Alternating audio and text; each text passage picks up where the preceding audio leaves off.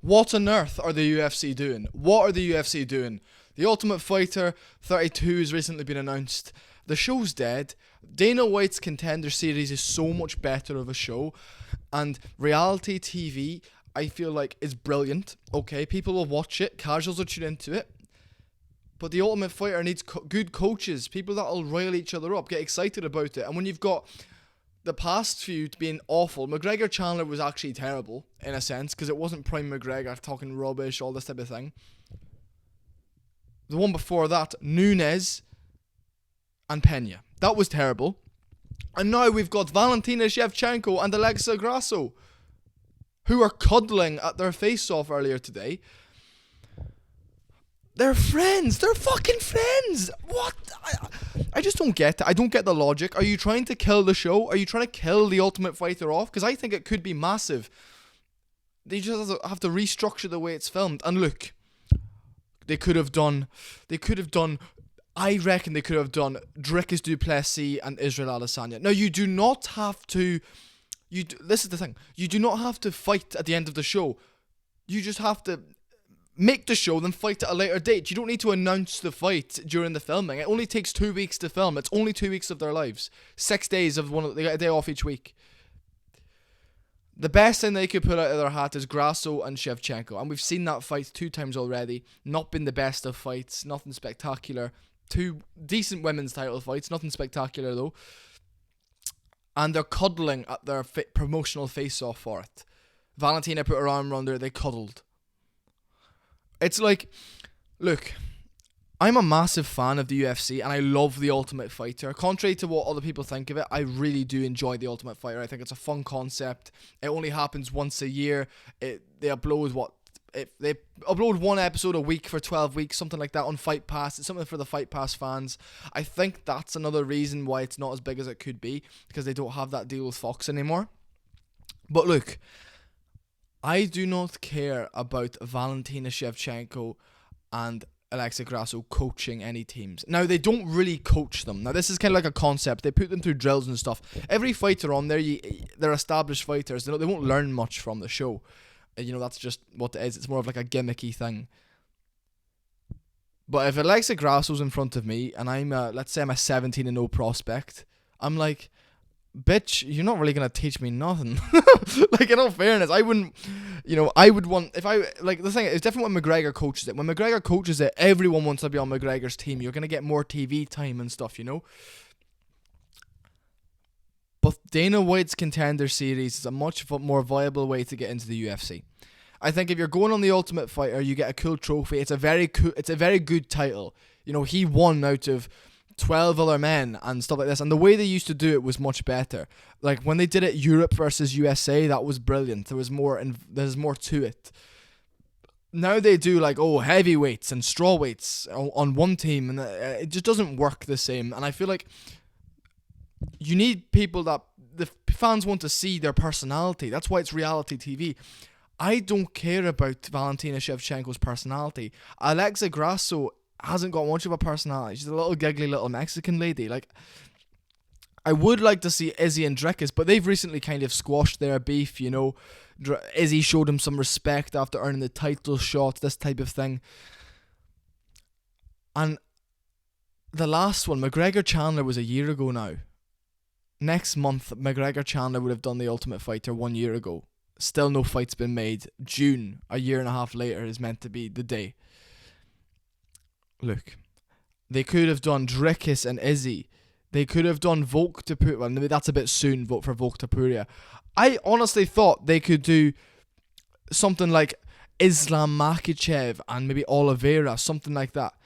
But obviously the English for Oliveira would be an issue, They could have done Alex Pereira, anyone. Obviously English is an issue there as well. John Jones versus Stipe would have been my front runner for it. John Jones versus Stipe is one they could have done. It gets you slightly more excited for that fight because no one is at the moment. You get to see a bit of Stipe's personality. Stipe almost hasn't fought in 5 years by the time they fought. It'll almost be 5 years. Half a decade. 5 years ago, Sean O'Malley hadn't even fought Chito Vera for the first time. That puts in perspective how pathetic the John Jones fight is. They could have done Aspinall Jones.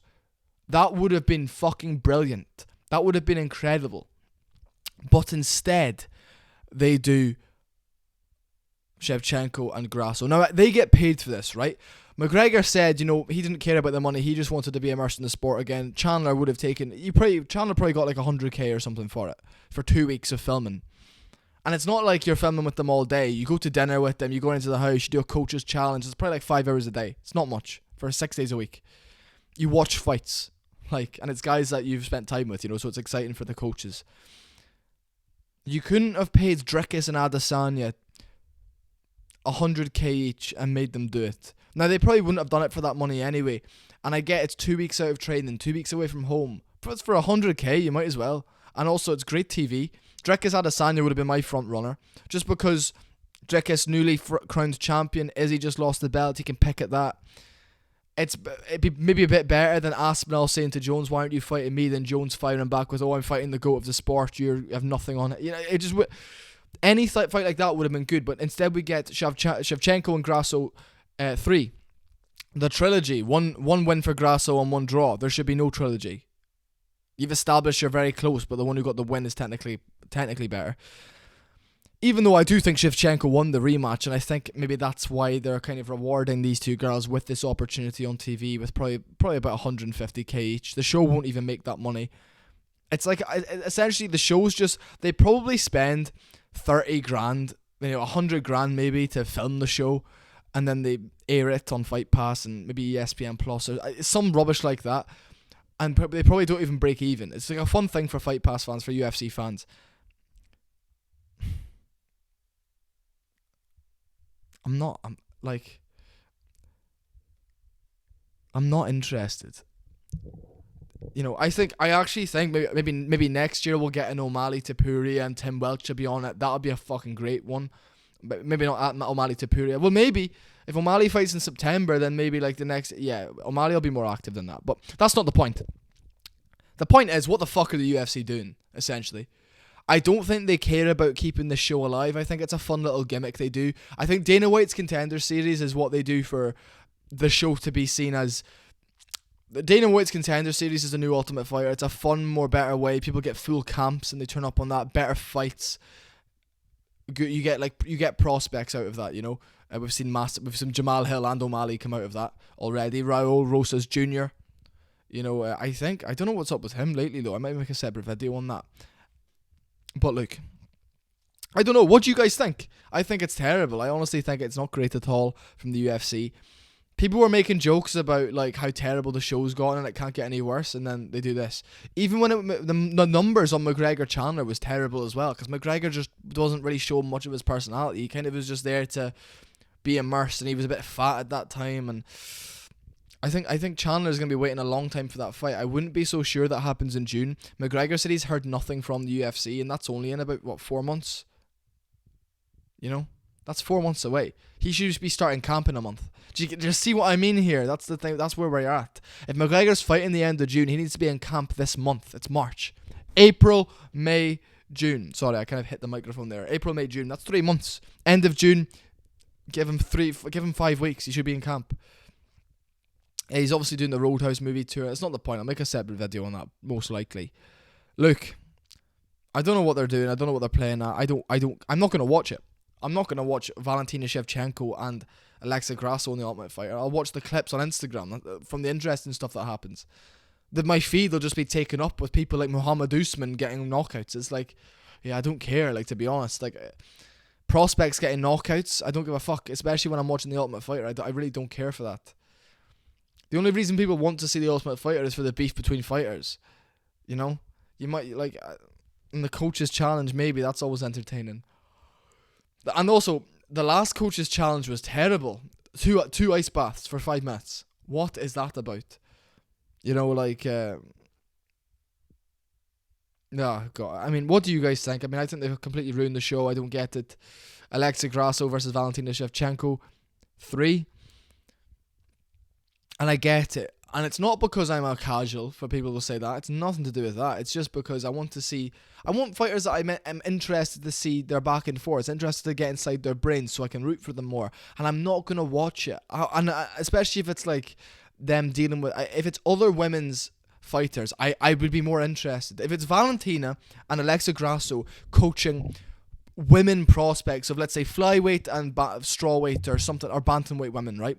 I'd be more interested in that, because then we get to see the future of the women's UFC rather than them coaching light heavyweights. I bet you it'll be middleweights and like lightweights, or maybe flyweights or something. I bet you it'll be something like that, and that's just stupid. They need to coach other women.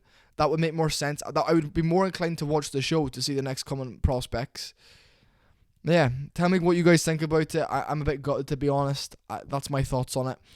There must be, like, it's just a little gimmick now, The Ultimate Fighter. I don't think they take it too seriously anymore. Yeah, whatever. Fair play to you, UFC. You're making a lot of money. You've made another massive profit last year, the most you've ever made. Keep it up. I love yous. I love the UFC. I love you all. Subscribers as well. Please subscribe, folks. Helps me out a ton. I'm an aspiring fighter myself. I train as much as I can. I'm trying to get a job as well. I recently left my job to go to Thailand. Any support you can show the channel, I'd massively appreciate. And I will see you all in the next video.